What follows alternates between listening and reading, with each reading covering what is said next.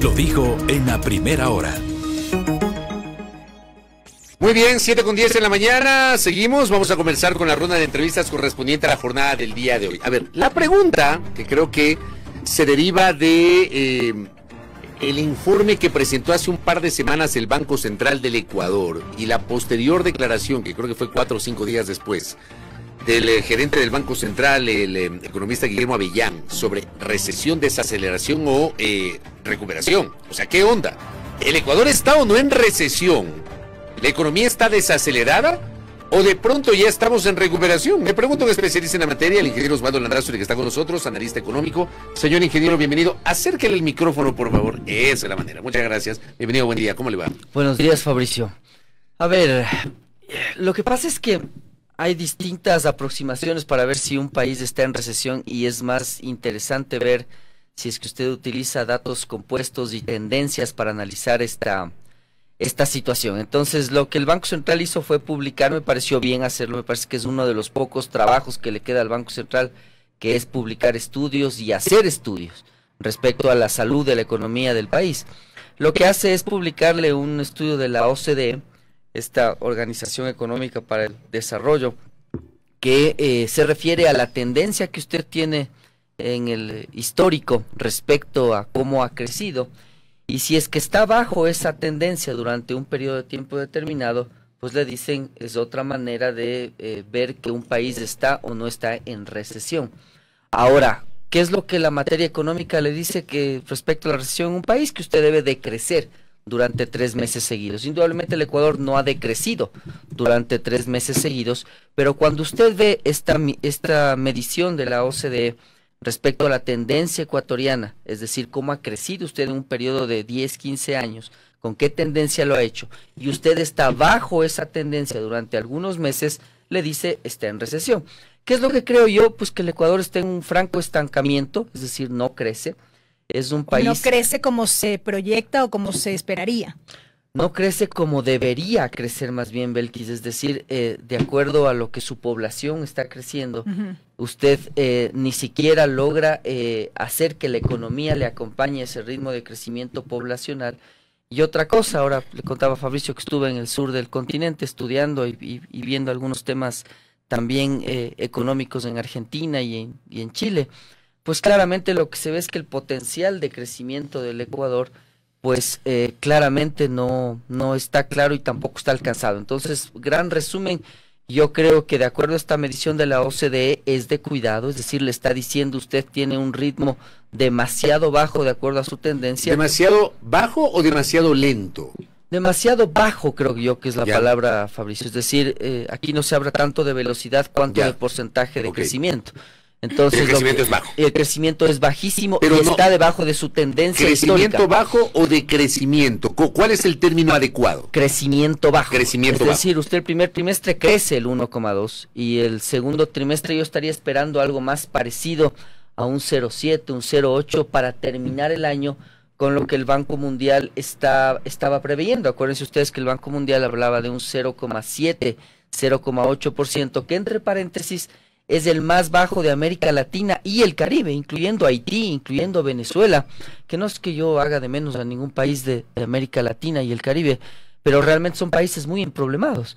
Y entonces ahí usted se da cuenta que realmente esta medición de la OCDE tiene su lógica y tiene su sentido. Le está diciendo usted está creciendo a un ritmo que podría caracterizarse incluso como recesivo, considerando su potencial de crecimiento, sus datos históricos y lo que debería crecer de acuerdo a su crecimiento poblacional. ¿Cuánto debía crecer este 2024? O sea, la pregunta es compleja, Belkis, porque usted podría moverse en rangos desde el 5 hasta el 7%, que sería lo saludable para una economía como Panamá, por ejemplo, que creció así durante más de una década y pues logró unos niveles de desarrollo, más diría yo que desarrollo de ingreso per cápita.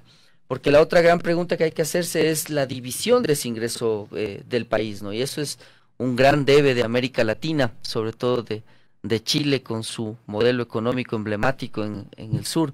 Y bueno, la respuesta a su pregunta es debería crecer por lo menos lo que la población está creciendo, que es más o menos un 3%, un 2,5% para que le pueda pasar a ese 1,5, a ese 2 que crece la población cada año, pero lo saludable sería que usted crezca realmente acercándose a los 2 dígitos durante una década más o menos, para que logre tener niveles de ingreso per cápita similares a los de Chile o a los de Costa Rica o ahora lo que se ve como emblemático Uruguay, con los $20,000 por persona que ha logrado tener ya en los últimos años. Entonces, es relativa la respuesta a su consulta, pero lo que sí es cierto es que el Ecuador no está creciendo a los ritmos que necesita crecer, incluso para poder cumplir con lo que la población le está exigiendo en términos de generar empleo, en términos de acoger a los jóvenes que se gradúan, en términos de generar bienestar. Peor todavía en términos de mejorar la situación económica. Entonces yo diría que los estándares ahí le deberían llevar a pensar en que usted debería crecer como las economías emergentes, Belkis, y eso es 5%, 6% por año, para que usted pueda generar algún tipo de sensación de mejora económica en relación a lo que tenía antes. ¿Qué factores dependen para lograr un crecimiento que al menos se aproxime a esa proyección? Yo creo que claramente sí, el asunto es que el modelo no está bien, ¿no? Eso es algo que ya está claro, está ya recontra confirmado y no hay a dónde irse, ¿no? Cuando hablamos del modelo, ¿a qué nos referimos? A este modelo que viene, a ver, primero hay que estar claros que Correa lo implementa una versión extraña ahí de socialismo en donde fundamentalmente le lleva al gasto al techo, es decir, le sube muchísimo el gasto. Él dice, o esa visión lo que dice es, todos los recursos de la sociedad tienen que estar encaminados al crecimiento económico y al bienestar. Entonces, tomo los recursos del magisterio, tomo los recursos del ISPOL, del ISFA, etcétera, todo lo que yo pueda tomar como un pulpo lo tomo. ¿Cuál es el error que comete esa visión? Pues que le infla el gasto corriente, además de la inversión, y usted se queda inflado, se queda con una situación bien compleja de sostener el momento en que se acaba la plata. Así empieza esta trágica historia del país, y luego viene Lasso, luego viene Moreno, Lasso y Noboa, que para mí son gobiernos muy parecidos en términos de visión económica, ¿no? Es decir, lo que está pasando ahora, Fabricio, que usted tiene un modelo en el que el déficit y los acuerdos comerciales era Lasso, ahora algo menos, pero algo parecido, pero sobre todo la visión del equilibrio fiscal es la que marca la ruta del quehacer económico, lo cual estaría bien si es que uno combina elementos en ese proceso de ajustar la economía. Y ahí es donde la pregunta que hacía Belkis es muy trascendente, y es ¿cómo se crece? Pues se crece con inversión, se crece con estabilidad y se crece con la visión de que el Estado participe de alguna manera en la economía, sobre todo desde el lado de la inversión. Pero y inversión no propia, pasando. nuestra interna. ¿A eso nos referimos? A cualquiera, es decir, usted puede tener inversión externa que venga al país o inversión interna que se genere en el país y que se quede en el país. Lo importante también es ver qué tipo de inversión, ¿no? Porque ustedes pueden ver que estos beneficios tributarios que se han dado, por ejemplo, a centros comerciales, o se han dado a ver, yo no hago de menos a la actividad comercial, pero ¿qué saco yo dándole beneficio tributario a una tienda que vende ropa de marca internacional? Es decir, hace poco en generación de empleo, hace poco en generación de bienestar y poco en la generación de desarrollo. Entonces, realmente diría yo que el tipo de inversión puede ser ahí importante, Belkis, la inversión que es productiva, que genera empleo, que genera desarrollo. Porque otra cosa que es bien importante en este modelo, ningún país, Fabricio, se hace rico exportando fruta, ninguno. Y eso sí les confirmo desde donde ustedes quieran, porque Chile usted le quita el cobre y realmente se queda con una economía que dejaría bastante que desear en términos de Producto Interno Bruto. Lo mismo podría pasar con Bolivia. Lo mismo con Perú, lo mismo con Colombia. Que dependen de los recursos naturales, dice usted. Claro, entonces, si ese fuera el camino de este modelo, pues México no estaría con hordas de mexicanos queriendo pasar a Estados Unidos, o con el acuerdo comercial emblemático que ellos tienen con Estados Unidos y lo que les dejó la industria. Entonces, realmente eso es un paradigma que hay que tenerle bien claro en el país, ¿no? Creo que el Camarón ha hecho algún esfuerzo por tener algo de desarrollo en términos de inteligencia artificial. Me parece que están utilizando incluso algunas herramientas algo más interesantes, pero si no, usted, ¿qué es lo que ve? Comienza a ver que el banano se va con cocaína. ¿Por qué? Porque muy probablemente, claro, está el valor que agrega esa fruta en términos de riqueza, de generación para las fincas, que claro, se comienza a permear por ahí el narcotráfico y todo lo demás, pero lo cierto es que este modelo en donde se está priorizando el déficit o la eliminación del déficit entre salud, educación, etcétera, tampoco tiene ninguna lógica. Es decir, ¿qué beneficio tengo yo llevándolo al déficit a cero, como lo decía el expresidente Lasso en su formación de bachiller? Él pensaba solamente en el déficit y el acuerdo comercial y decía, se acabó el problema. Qué absurda manera de ver la economía. ¿Por qué? Porque usted le va machacando a la educación, le va machacando a la salud, y en ese proceso el país no tiene ningún futuro. Pues decir, ¿qué saca la gente con equilibrio fiscal cuando tampoco no tiene salud, no tiene educación, no tiene seguridad, no tiene luz? Entonces ahí es donde debe combinar inversión, debe combinar desarrollo, debe combinar administración pública. ¿Y qué pasa con la desigualdad? Porque hablamos de crecimiento, pero ¿qué pasa con la desigualdad? Porque hay unas cifras a nivel planetario que nos ponen muy mal predicamento a nosotros como país. No somos el único, obviamente, hay otros países de la región que también están en mal predicamento respecto de la desigualdad. Ese es el gran debe de este modelo en general mundial, Fabricio. Es decir, cuando usted ve lo que está pasando en el resto del mundo, yo personalmente me doy cuenta que el modelo mismo, el capitalismo en sí, tiene unos desafíos enormes en lo que viene hacia adelante, porque ahora es más fácil ver, gracias al streaming y a las plataformas internacionales, series, películas de otros países, de otros continentes, y uno se da cuenta que la clase media está luchando en Asia, en Europa, en Estados Unidos, pero luchando de una manera cada vez más compleja, para pagar su cuenta de luz que está privatizada, su cuenta de gas que está privatizado, su cuenta de agua que también está privatizada. Entonces, claro, es realmente un desafío enorme en donde el rol del Estado debe ser un rol redistributivo, es decir, cobrar impuestos y distribuirlos en la sociedad. Por eso es que es tan importante el indicador de salud, de educación. Pues usted se da cuenta, Fabricio, de los 4.500 millones más o menos tienen esas dos carteras de presupuesto. La ejecución que nunca falta en el país es la de los sueldos. Eso es lo que están al día. Pero cuando ustedes ven la ejecución en términos de obras, en términos de hacer una escuela, en términos de ver la infraestructura del hospital, son ejecuciones que espeluznan, es decir, ejecuciones del 20%. O sea, hablamos de inversiones, lo revisamos esta semana aquí en El Espacio. Había un reporte interesante del Observatorio del Gasto Público de la Fundación Ciudadanía y Desarrollo que da cuenta de un paupérrimo nivel de ejecución presupuestaria en muchas instituciones claves. O sea, por ejemplo, se me ocurre el SNAI, que es lo que tengo en este momento en la cabeza porque he hablado del tema seguridad, 0,26% en los primeros 7 meses del año. La institución que debe encargarse de la seguridad, de las cárceles, etcétera, 0,26%. En el ámbito de transporte y obras públicas también una ejecución muy baja, obviamente esto derivado de la obra pública que se requiere en las carreteras, por mencionar estos ejemplos. Y ahora el tema es que yo creo, y conversando, como les decía yo, por temas académicos y con gobiernos afuera, con ministros, etcétera, yo me doy cuenta que la calidad de la burocracia ecuatoriana es realmente deja mucho que desear.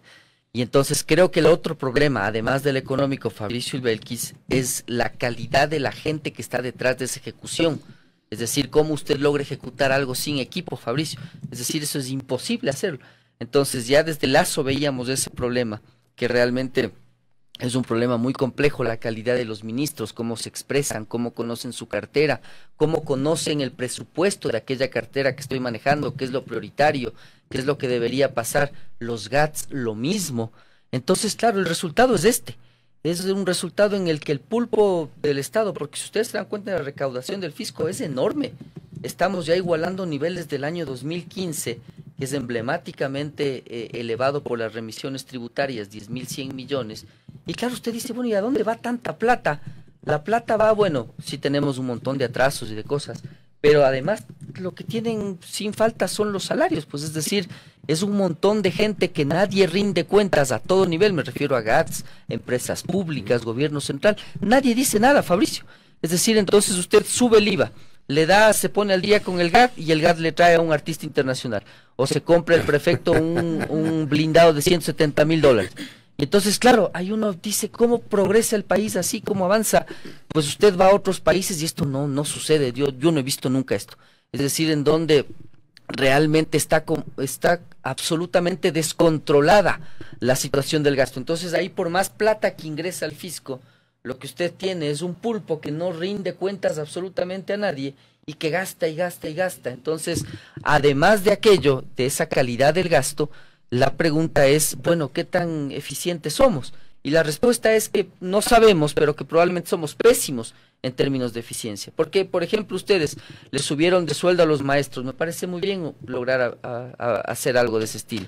Pues ha mejorado la calidad de esa educación, ha mejorado el nivel de educación, están más exigidos nuestros maestros con mediciones respecto a qué tipo de educación. Nada, no sabemos nada.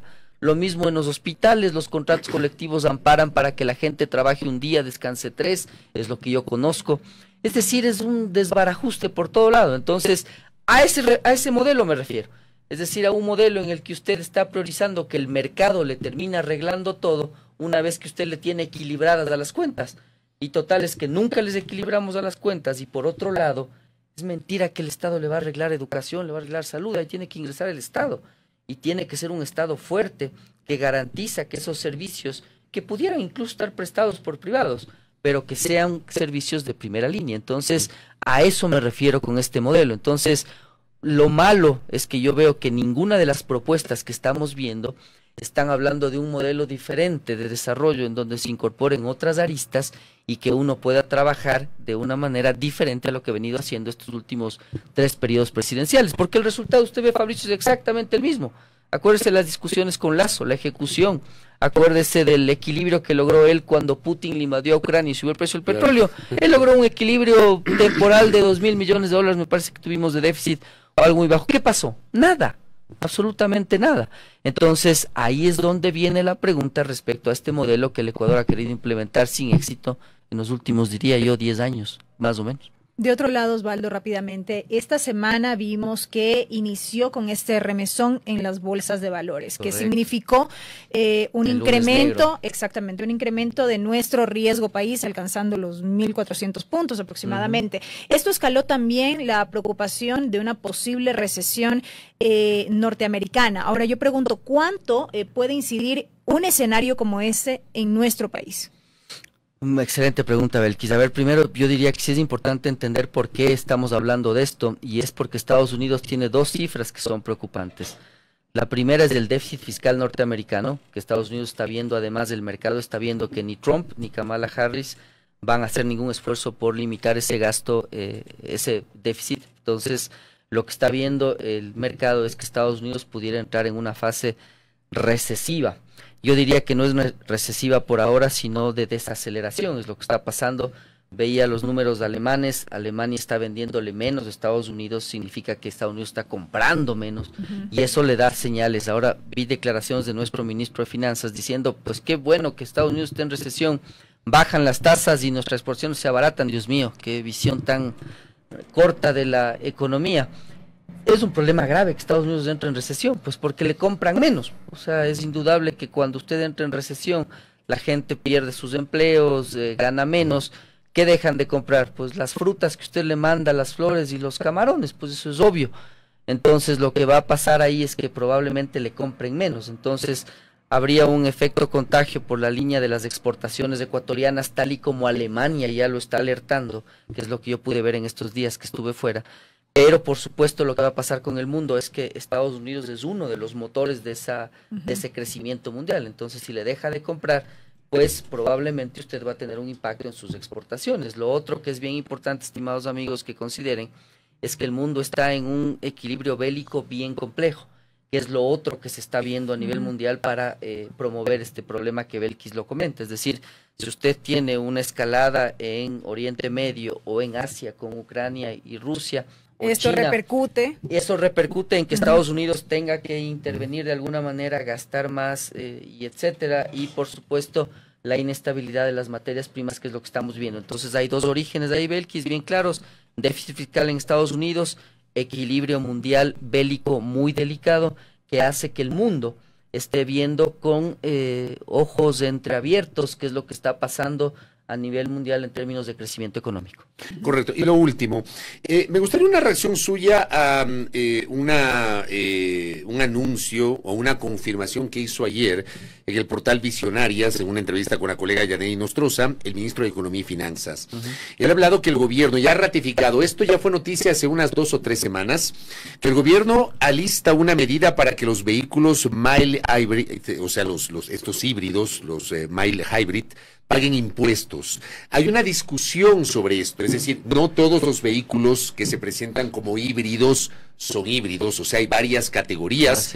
Supuestamente se vende la idea de que todos los híbridos consumen menos combustible y apuntalan el cuidado del medio ambiente y bajan las emisiones, pero no es tanto así, y eso es lo que ha revelado el ministro. ¿Qué le parece a usted este anuncio del ministro de Economía y Finanzas? Conversé con él antes de salir de viaje y me parece muy bien esa visión, porque desde mi óptica es parte de la visión que tenemos que tener respecto al gasto tributario, estimados amigos, que es otro asunto, les cuento. Es decir, ¿dónde está haciendo esfuerzos el Estado por beneficiar a qué? Entonces, lo que está pasando aquí en el país es que vienen unos autos híbridos, entre comillas, con una batería que parece de carro a control remoto, de juguete, y que le sirven para prenderse al vehículo y nada más. Y está exento de aranceles, está exento de ICE. Entonces, por supuesto que la pregunta que se hace... Esos son los híbridos suaves, me parece, ¿verdad? Los mild hybrid, que odio hablar en inglés en una entrevista, pero son los híbridos suaves y por lo tanto híbridos que no hacen nada por el medio ambiente. Esa discusión ya la tuvo Chile, la está teniendo Colombia, y claro, ustedes se encontrarán con otros dogmáticos que dicen que los impuestos y la falsa industria, etcétera. Eso es una tontería que nos ha llevado a esto mismo donde estamos. Está muy bien que vean quiénes pagan impuestos, quiénes no. Me parece que está muy bien que la ciudadanía sepa qué autos realmente ahorran o no, y si es que yo estoy comprometido con el medio ambiente, pues es un derecho mío conocer la tecnología detrás del vehículo. ¿Hay una competencia desleal en este tema? Por supuesto, hay incluso vehículos que les ponen baterías desde origen solamente para que aparezcan como híbridos. Eso está pasando, Fabricio, de marcas muy reconocidas en el país. Entonces le ponen una batería cualquiera para que el carro se prenda con algo de ayuda y ya viene exento de impuestos y además de exento de ICE. Y el resto del funcionamiento es a combustión. Y el resto, todo el tiempo el carro contamina, hace todo lo mismo que el resto de autos. Entonces, por supuesto, pues no hay que ser dogmáticos, hay que decir usted cobre los impuestos que corresponde y haga el esfuerzo porque la sociedad realmente destine recursos donde debe destinar. ¿Cuál es la pregunta pertinente ahí?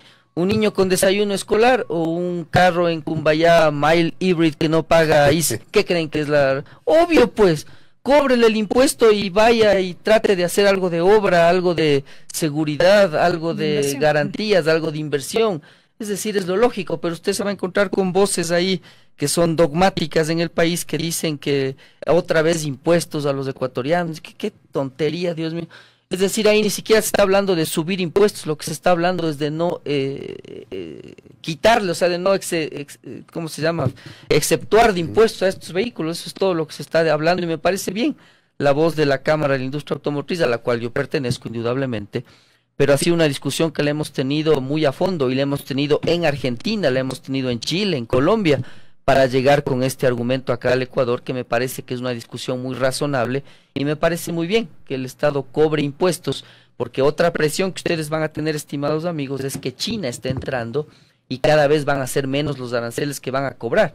Entonces, claro, usted va a Chile y dice, muy bien, no hay aranceles, los carros son baratísimos. Sí, pero la gasolina cuesta $5 el galón o $6 el galón. Eso es lo que pasa. Y el IVA es del 20%, entonces los impuestos son parte de la vida de un Estado, sino que esos países los cobran de diferente manera de cómo los está cobrando el Ecuador.